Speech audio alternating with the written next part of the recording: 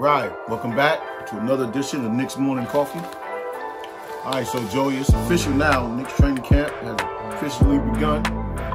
I tell you what, I got, to me, things look promising to me. Because one of the things Coach was saying was that he was going to hit the ground running. Like he already know what he want to do. And then he also was saying that James Dolan, has given them everything that they wanted to succeed this year in terms of more assistant coaches. In his case, he said developmental coaches and whatever kind of equipment that they needed. So he said, Dolan been giving them everything they need. So I heard they gave them the Wilson basketballs early so they get a feel for those. Yeah, so it's like, yeah. Hey, so I mean, like, I don't know what the confusion could be, if that's the way we going. But even, Leon Rose himself, this is the part that kind of left me a little bit murky. Leon Rose press conference, he said he believes the Knicks are going to get a superstar player. Now, wait, when he said that? This week. Yeah. So the problem is not so much of a problem to me. Like roll this thing out now. That the players feel like they're going to be here. But it just came down to the question of we don't have money for next year in free agency. But one thing we got player capital because we got players on the contract and we got draft picks. So when the question becomes, when will he decide to try to make the move? Will he try to make the move this season or will he try to make the move next summer? Because I know in 2023 is when a lot of the other bigger free agents are available. But right now, I think they're thinking on his side is just to try to stay competitive. But to me, that should not have even had to be out there right now. Yeah. That shouldn't even been put. That shouldn't even been put in the atmosphere by him at this point. Roll with what you got, and then when the time comes, if you got to make a move, then you make a move. But that was just, to me, kind of interesting that those type of conversations at this point right now will even come up. Now, that's their job, of course. But for what you're building, I didn't really think that would need to be said. Unless it's one of them situations where the person is leaving in 23, so the team already knows that they getting rid of them before. Yeah. You know what I mean? So they can get something out of him. Yeah, you can get somebody on the cheap, or you can get. Yeah, I mean, sometimes it's a GM. Sometimes they put that kind of stuff out there because it just lets the other player know without telling them. We'll take you because you got all this talk about Karl Anthony Towns. These are all Kentucky players, and to talk about them being unhappy. You hear to talk about Zion now on the outs in New Orleans with the general manager and the president. David Griffin. So when you start hearing those type of things going on, who's not playing for the rest of the year? I forgot. Was that Ben Simmons? He's gonna sit the bench. Is it official? Is that I don't know. That's the last time I heard about it. I heard that he was sitting. Well, because he don't want to get hurt. Well, remember his thing was that after the stuff happened with Philly, that there was no way he gonna play for them again after the stuff they said, which I mean, that's to me, I don't understand that one. Like if it's not a COVID protocol thing that you're worried about, then just play until they trade you. But he's trying to force his way out because he's seen it done before. So he's pulling a power play. I can't say I'm all the way mad at him, but for the sake of the game, to me, this is going to be an exciting year. Yeah. So for the sake of the game, you want everybody at full strength. And so we can enjoy this thing. Then it looks like also seeing some stuff, and we're just gonna run over some stuff real fast since we wasn't here last week. I feel like that backfires on you too, because if you're not the player you are gonna be, you know what I mean, or supposed to be, after you get traded or you move on, it looks bad on you. Nerlens Noel, you know what I mean? Like if you don't do something and something comes back and you don't perform. I mean, But he's the player. I mean, Ben Simmons. I mean, yeah, not saying he's not the player, but that means whatever he do after this, he got to come back stronger. Like, he got to. Well, yeah, and guys got so much money that they can even afford to do that. You know, them guys in the 80s must be sitting there like, you know, one of their contracts was probably all the money a lot of these guys made. Well, football players probably looking at them like, damn. I say something, I'm out. Oh, yeah, they ain't playing with you in football. They ain't playing with you. All right, so it looks like, too, it looks like Julius, RJ, and Kimba are the ones that are being billed as our big three. Now, I don't really know about that, but... Yeah, I seen that picture, too. Yeah, and you've seen that around, and I think a lot of it's predicated on they saying, well, I guess what RJ is supposed to come back and be. So, I'm going to leave that alone in a sense right now, because for the sake of the bigger picture. And then on the New York side, it might help to, you know, build RJ's confidence. Yeah. To get RJ back to what he really was supposed to be. The media loves RJ, so it's not like... do they love RJ? They like RJ. Yeah, I mean he got a nice pass. Well, and saying that, we all like RJ. I'm not gonna sit here and act like I don't like RJ Barrett though. Yeah, so when you think of big three, you think of three people who've already proven it. That's the thing. Yeah, I just want him to do more because he just looks like he can do more, and you can see the frustration on his face. But he need to translate that now into more skill. Yeah, and well, can't go by practice, but they saying he's ready. And then, of course, you know, Derrick Rose, he anointed Kemba Walker the starter to avoid any type of situations. But that's something that we kind of really already knew. Well, yeah, we know Derrick Rose's character, and we know Derrick Rose, he's ready to start if something ever happens. So he knows he's the he knows he's the man, basically. and he kind of alluded to that. My job is to stay ready and be ready, you know, if something happens. But you know, just for the fact that you come out and say it, it just leads to speculation. And then even in Kimba's mind, maybe, you know, because, you know, Kimba, you're a fan of Derrick Rose. So it's like, you know, I don't want to come and have to compete against him that way. So Derrick just set the record straight, even though Tom Thibodeau is still saying, even after that, nothing is edged in stone. So, Tibbs, you already know what your starters are, and you pretty much know your basic rotation, because that's the reason why you say you want to hit the ground running. But again, that probably was a conversation. Floating around because, you know, the media personnel is there while they at practice. You know what I mean? They at practice. They probably both killing. You know what I'm saying? They probably coach probably sat them down and said, "Hey, we got to make this work. I can't put both of y'all out there like 1 and 2. Yeah, I can only use one. You know what I mean, for the sake of the Knicks, so we can get these young boys ready." And he probably took the high road. You know, we knew Derrick Rose and his character. That's just who he is. He's for the team. You know what I mean? He knows he's older, and he know he got to preserve his body. So again, injuries. They're both injury prone. And you know what? Even in saying that, because even last year, even going back to when you was talking about the superstar, now like that makes me not want to lose Derrick Rose. You know what I mean? Like now, because you thinking for the Knicks now. Yeah. You're not thinking for yourself. You usually get players that's like, no, I need to get it now because if I go get traded to Dallas, you know what I mean, I can get put on. If I go get traded to the Lakers, I got to get put on.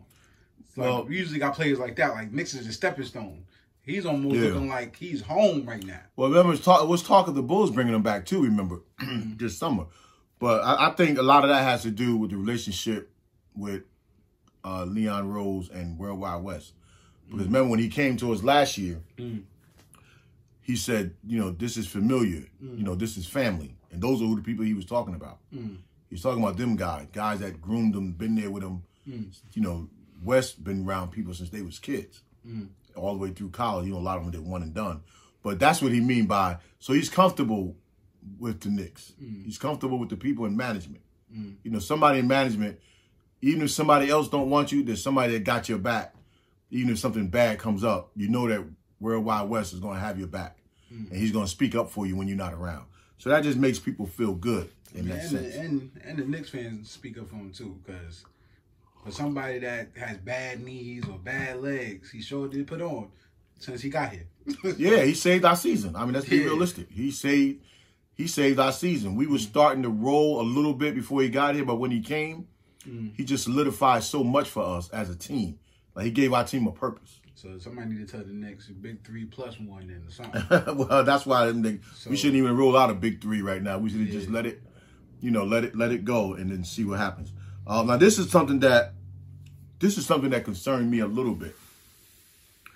When I read the other day that remember at the end of the season when I said when we knew we would lose Burke or Bullock, and I was saying we should have kept Bullock. We should keep Bullock because of the defensive side that he brings. Yeah. But even though we still needed Burke, we figured we would get another Burke because every year we have gotten a guy. If you go back the past 4 or 5 years, we've gotten a guy that can score about the same height as Burke, around the same. So I really thought we was going to keep Reggie, even though I'm happy we still got Burke. But I was concerned when I saw that Tibbs lobbied to keep Bullock with management, and management decided to go with Burke.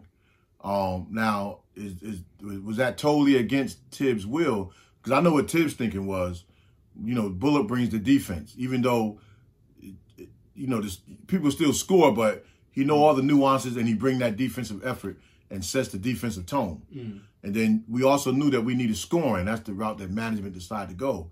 They decided to go with scoring. So my concern was that, is there a hidden agenda, down the line that could create some type of friction? But didn't Bullock already had signed with Dallas before? No, he didn't want to wait. No, people want to get signed. He didn't want to wait. No, but people don't want to wait. They want to sign right away.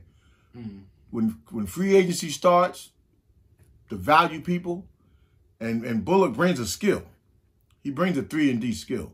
It just didn't materialize for us the way we really wanted it to, unless you see highlights. Yeah, I'm not concerned. I think it was just that time period. I think, remember, we all thought we was getting stars left and right, or even being in the game. Yeah, we got Kemba. We like that move, but we usually the same. If we're going to keep the same team, everybody's coming back. Yeah. So at the Knicks, business is business. I wanted to keep him, but I remember he was prematurely in that time period. He was right. He wanted to move on. We wanted to hold out a little bit more. Maybe we would have got a better shooter. As well as he did towards the end of the season, it wasn't in stone for me. So I would have loved to have kept him too, but like I said, it wasn't in stone. His game wasn't in stone as Burke's game. Yeah. Burke was like doing what he get paid to do. Yeah. No, I definitely didn't want to keep both of them. I only wanted to keep one and didn't bring in one. So I definitely, because if we had kept both of them, this Bullock was too streaky. And defense wasn't our issue. It was offense was our issue. Yeah. So if offense was our issue last year, I would keep Burke. Because he was the only one scoring. So if you take him away, that means nobody know what to do. Well, that's another thing. Well, Coach also felt that Bullock was the one that relayed a lot of those messages defensive-wise to the players, along with, Derek and Gibson, who they know his system. But, I'm not mad at that. But I just thought that was a sign of concern because now in Coach's mind, you feel like you got full autonomy, and then all of a sudden, the one guy you lobby for, they don't take him. But so again, this is still like a work in progress. But because of where we finished, to me, all things have to be considered, and that's still something to keep an eye on. That's still something to keep an eye on to me. If it was up to me, I would have still Morris back. He was scoring and shooting. And defense, so. But that was different, though. But I know, but that thing, what Morris did for us, that wouldn't have worked with the kind of team we got now. Nah. Because it was like, it was just like he just took it upon himself. Now, great, he was a great Knick for that half a season, but he just took it upon himself to play out of his role. Yeah, I'm just. And it didn't produce nothing for us. Yeah, I'm still salty because I feel like he was a Knick. Yeah, and he wanted to be here because he was from Philly. Yeah, close to his family. But it didn't produce nothing for us. But it would have been nice to have him, but probably not at the role that he left us as, taking all those shots. So, again, the things that we did was pretty good this summer. So, now listen to this. We picked to barely make the playoffs, right, this year. From who? ESPN? From the whole thing, like between finishing around 7th, 8th, and 9th. like that, to me, that's just insane. It's insane to me because even though other teams in the East got better, we were a 4th seed and we got better too. We definitely got better than what we was last year. So the 2 needs that we had to fill, we filled. We needed a scoring point guard, right? And we needed another 20-point scorer in the starting lineup. And then we still brought back Burke, so we still addressed that need of having a 20-point scorer off the bench. So how to me is, if we was a 4th seed, how does that push us back to, well, not even 7th, 8th, 9th, to barely making the playoffs? Because your teams got better, but if we were a 4th seed and we got better, how much better did the teams get? Like nobody got that much better. Well, we know what the Nets did. The Nets are going to be battling their internal issues, and they're going to be battling injuries. Okay, you got to give that. People foresee the Nets and the Lakers. I ain't mad at that. If I saw that, I tell you, I would watch every game. Nets, to me, ain't figure it out, because really, what KD did for Golden State is what Kyrie and James Harden. Somebody got to do that for them. Somebody's got to let 2 of them go off, and then you just be in the back burner. Yeah, but the problem for that is the injuries. Yeah. The injuries and all the other stuff that they do in the course of a season. All right, but other than that, who they got Milwaukee taking it again? Like, dude. No, they got the Nets and the Lakers. They got the Nets and the Lakers. I mean, that's what people are going to have because of the 2 all-star rosters. That's what they're going to have. But just to put us, you want to put us behind Milwaukee? Great. But with the turmoil going on in Philly, why are you throwing us behind Philly with all that turmoil? And then you trying to tell me that Miami and Atlanta are that much better than us? Philly is the Grizzlies of the East. They look good on paper, but they never do nothing. Yeah, I mean, they get good. They had a good record last year and stuff, but yeah, they don't go far. But then you talking about, Miami and Atlanta. They supposed to be that much better than us. Like, really? Like, so even if you counted all that, that puts us 5th and 6th. So now who are all these other teams y'all throwing in there? Jimmy Butler, it's not every day that he just take over a game. Look, Kyle Lowry doesn't make them that much better than us with us adding Kemba. They just look like the Raptors again. Yeah. But that's just like, that kind of stuff to me is just like insane. I don't. And everybody keeps sleeping on Mitchell Robinson. Yeah, but there's no timetable for his return, but that's cool too. It'd be nice to have had him. Injured? Yeah, he's still rehabbing. They said he's doing stuff. Nerlens Noel, when he signed his contract, he was given the green light to go out and shoot game-like threes. So, Mitchell probably saying if they told him to go to work on that, I'm going to go work on it, right? Because Mitchell dying to shoot a 3. So, but Nerlens said they told him, don't just shoot warm-up threes. It's just the only thing for Mitch, though. If there was multiple times where he's alone at that 3-point line, and this is where I think when I be fighting for Mitch, this is where he messes up at. He's dying to shoot a 3. He's at the 3-point line, don't shoot it. Nah, they telling him not to shoot. I'm talking about he's a team player. I'm pretty sure they told Taco Fall not to shoot. He's shooting. I'm pretty sure they probably didn't tell him not to shoot. I'm pretty sure they told Bobo, do not get that rebound and fly down court. Nah, Tibbs is precise. And Bobo's mind, that's their team. Kumbo do that. I know, but that's their team. You can't tell somebody else to. I'm talking about Tibbs and them telling you that's not what we want you to. Listen, Shaq ain't shot. Shaq really shot 1 3 in his career. He ain't really shoot no 3s. But just the point of, if they tell him that's not what we want you to do, and he is a team player. Their problem with him was his practice habits. Like, they wanted him in New York practicing around the team, and he would always elect to go back and practice on his own. So now when you see him shooting 3s and dribbling, we want you here so we can work on your techniques. So they probably just dismiss everything they see in his videos. They was probably just dismissing him. Because if you're not here under our tutelage in the summertime, we don't need it. But the coach did say everybody was showing up, pretty much almost every day. The gym was full of Knicks, getting work in, and building that bond. But in the past, Mitchell didn't do that. Mitchell just went home and worked on his, So they don't really trust some people to go on their own. If you're not Melo, LeBron, people like that, they don't really trust you putting in that kind of intensity work. So they probably didn't trust him, doing all of that.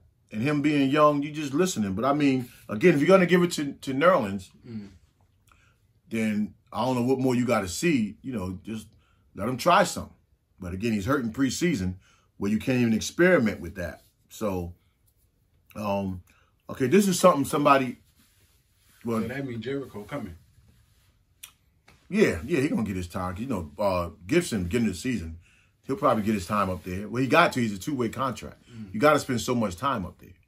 So, and again, that's also the beauty of our team is that y'all picking us finishing so bad when we addressed all of our needs. We brought back our core players, right? We fulfilled our most pressing needs, and then we got depth in case of injury, which is one of the most important pieces. And nobody, knock on wood, but nobody injured but Robinson. Yeah, right now, just Robinson's rehab. They said he's doing a lot of things, but again, he ain't ready right now. So say you're ready, you ain't ready. But again, why are we pushed back so far? If we did all that, and you can't tell me that Grimes and McBride is some slouch in case of an injury. They talking like they ready. You can't tell me that. So anyway, once again, we got to go and improve that we can do it again. So all right. This question was asked to me with somebody on Instagram the other day, and the guy asked me, will Randall average 30 points a game, or will it be a balanced attack this year? So my answer was both, because Randall can average 20 plus, because that's what stars still do on other teams. But we have three other guys who can still average quality high numbers, like impact high numbers, because of their skill sets. So Randall can still get it. He can still get his 20, occasional 30. But we got other guys that, because of the way they play, they're gonna be able to still average high numbers. And he averaged 26. It could be, yeah. It could be, yeah. It could be anything in that range. But it's efficiency. That's the thing. It's and plus I like what Derrick Rose was saying on that matter was that Randall getting better at watching how to break down film this summer. And specifically he was saying he's knowing when to pass before or out of a double team. See, that's the key. Yeah, that's what I was just now saying in my head. Yeah, before and after a double team. He's getting 23, 10, and 7 if he play right.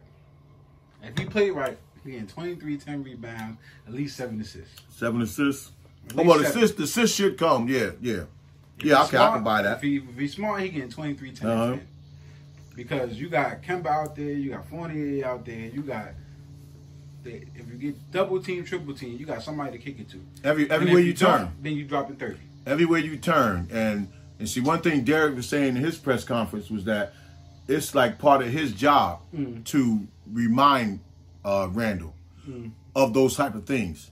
So that's telling me now, when Derrick was talking about the double teams, so y'all know you just probably was saying it to him quietly or at times.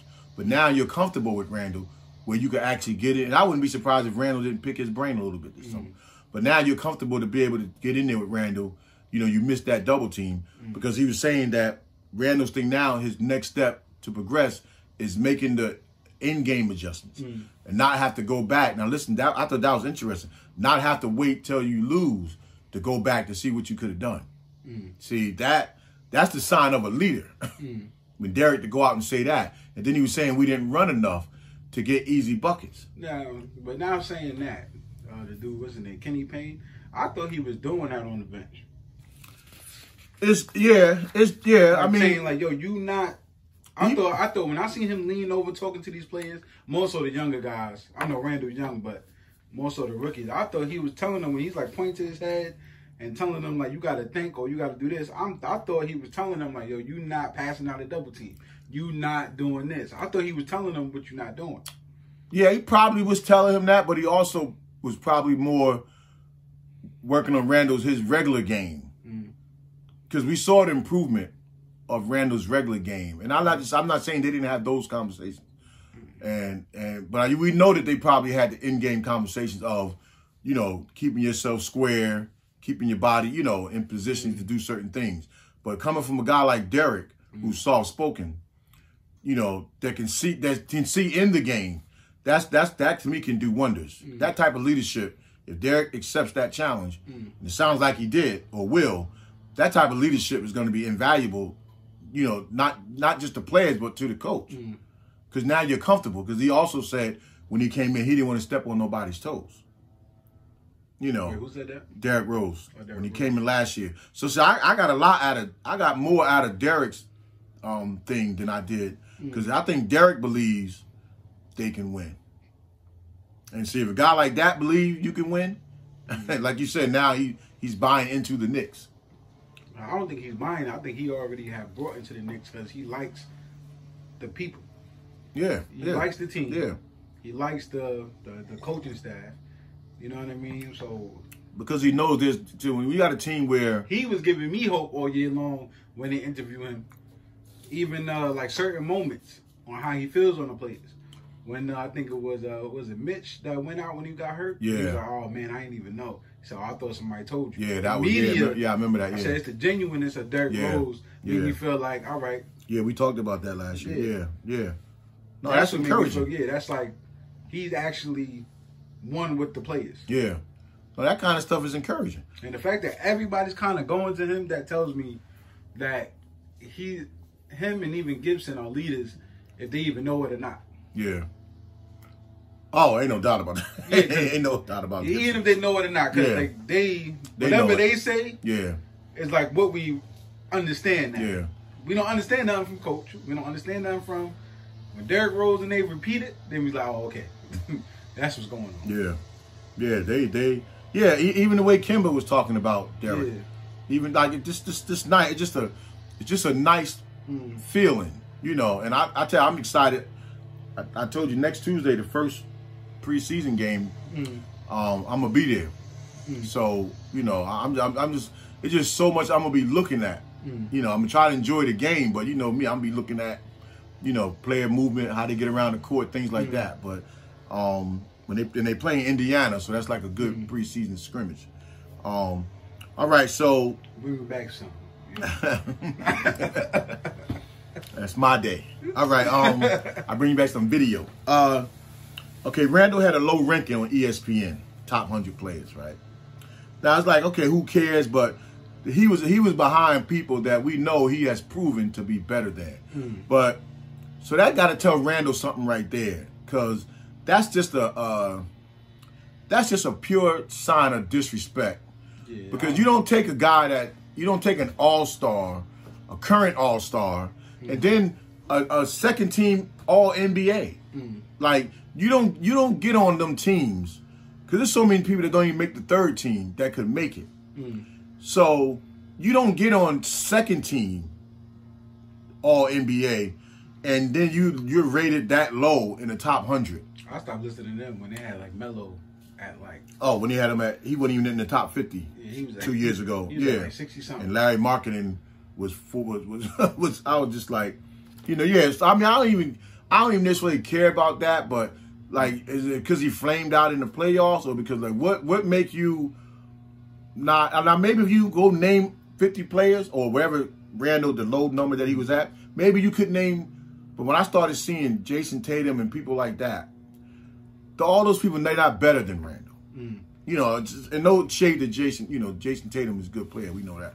But you're not better than Randall in the ranking. So it just, I don't know. But and we got, I don't think they know. I don't even want to say that. Just in case, somebody watching. But what? Sometimes people don't know what they talking about.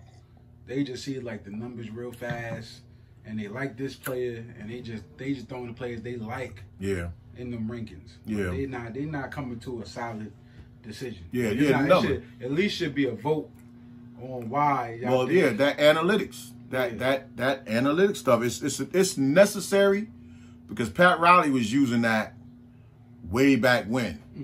The player minutes and how many rebounds they get per minute, how many steals and deflections on defense. Pat Riley was using that back when Magic Johnson then was there.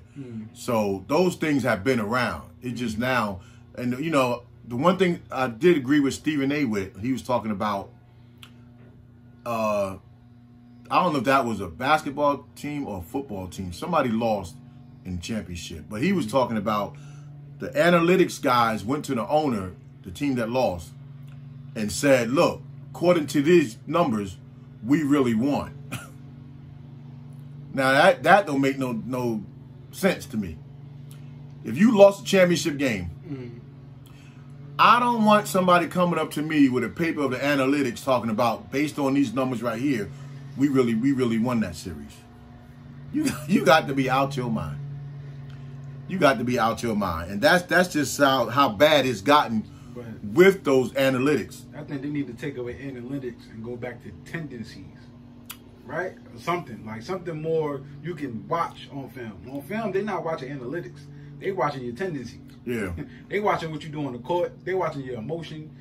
The coach is watching if you're sealing your screens, if you're squaring up to the basket. And if you're clutch player. Yeah, they're not watching how many times you hit it in the corner. Robert Horry was... If you open, you better shoot it. Yeah, Robert Horry did nothing. I'm going to say did nothing all series long. But at the end of a game, when that ball finds him, what do? You got championships being a clutch player on 3 different teams. And even he was asked one time, he said he would trade all those championships to have a career like Charles Barkley had, to have the fame that go with it, you know. But that analytics stuff is necessary to a degree. But nah, give me the player. Give me what's in a player's heart. You know, so much more than, you know, because we knew analytics back then, like in that way, we wouldn't let John Stark sit there and go 2 for 18. You know what I'm saying? 1 for 11 when you got Rolando Blackman sitting right there on the bench, who's known to hit clutch shots. You know, so that's a championship that walked out the door. All right, so 2 other noteworthy things that came up this week that the NBA is doing, and then one is, I like this one too in a way. The referees are not now going to use their own time. You know how at the end of a game when they review something, it might not have been a foul or nothing, just a play, and they'll just go to review. Well, they're not going to do that this year at the end of the game. They're going to leave it up to the coaches to challenge. So, because that changed, that for good or bad reasons, and there were some games we won because of that, you know. But for good or bad reasons too, that just alters the game sometimes. Like sometimes you gotta let the game play out in real time, and then it goes back and get changed. And so a lot of times it changes in your team's favor, but it also slows up the game. So they thinking about, and I think they are doing it. They're going to take that part out and let that be a coach's challenge. So all those, I remember a game in particular with Quickly, something happened, and then we ended up stealing the ball and going out of bounds, and then all of a sudden they gave it back to us when it wasn't ours, and then we ended up winning the game. So sometimes it works out in your favor, but it goes against you enough times for me that I could live without that being eliminated, without the help from the referees. And then the other one, to me, is even more important, is they're going to crack down on player control fouls. You know how all them guys that jump into players? They're going to crack down on that and not give you that foul. And then, that's one of IQ's pet peeve moves. And then, he was James Harden is notorious for it. So Steph Curry does it. Trae Young now does it. So guys probably got to work on how they gonna do that call. Remember, Quickly wasn't starting to get that call a lot at the end of the year.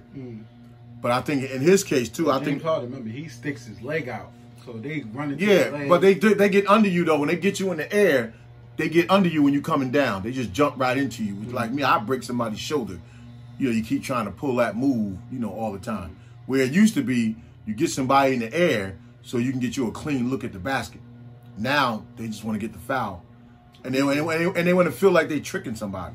I mean, when Quickly does it, and I forgot, like Steph Curry, they do it the right way. It's like when you at the basketball, then you pump fake and they jump, and then you jump up and get the and one. Well, the right way, yeah, but the right way that I think both of them probably do it, because this one Quickly don't get the call. When he leans in, Yeah. Sometimes they can be so far over you when you jump straight up, you know, then you can get I think you can get the call. And I think short. That's right. And that's the call that quickly will get. Yeah. And then they keep going. Yeah. It's almost like they pushing them. Yeah. But now they holding them down. And Trae Young took his move and made it. Well, somebody was doing it before quickly, but look how Trae Young perfected it in the playoffs. He used that move against us all day long. But at the same time, Trae, when he was doing it, like stopping in front of you, he was still leaving room to make the shot. He wasn't just stopping in front of you and throwing the ball. Quickly just throw the ball in the air. If you look at some of the way Quickly was doing it, he'll stop short. He's not really trying to make the basket. He's just throwing it up just to go to the foul line instead of trying to hit the shot and get the and one. So that was just some of the things that going to be happening, you know, in the season, this coming season. But we excited for the season. And, you know, just want y'all to know that Knicks Morning Koffee, we're going to be here every step of the way, you know. So every Friday show and then some live shows. And then whenever we go to a game, we'll also try to bring some footage. So just remember to like, comment, subscribe, stay in there with us, and share the videos. Peace.